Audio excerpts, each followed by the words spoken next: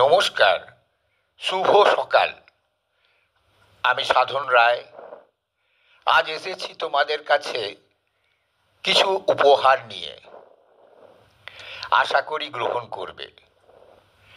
আমার লেখা আজকের কবিতা তুই আমার রং হবি।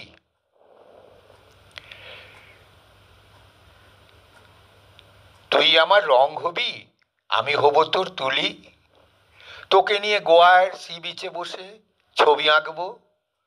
তোর মনের আঙিনায় ভেসে ওঠা রামধনুকে আমার রেটিনায় ফ্রেম করব।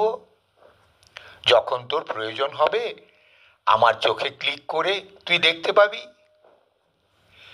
কাগজের পাতা তো চিরকাল থাকে না, কোনো না কোনো দিন অজান্তেই মুছে যায়, মোবাইলের মেমোরির মতো।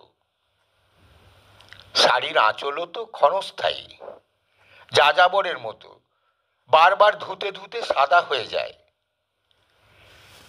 তুই আমার কলি হবি, আমি হব তোর সুর।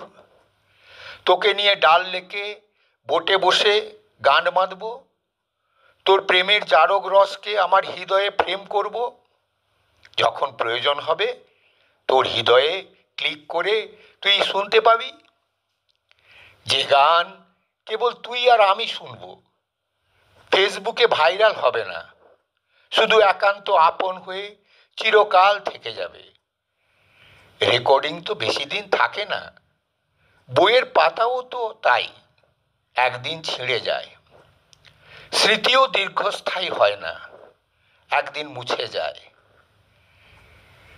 তুই আমার প্রেরণা হবি, আমি হব তোর অহংকার। বুমরার ফাস্ট বোলিংয়ের মতো ব্যাটসম্যানদের ইনসুইং দিয়ে জগৎ জয় করব।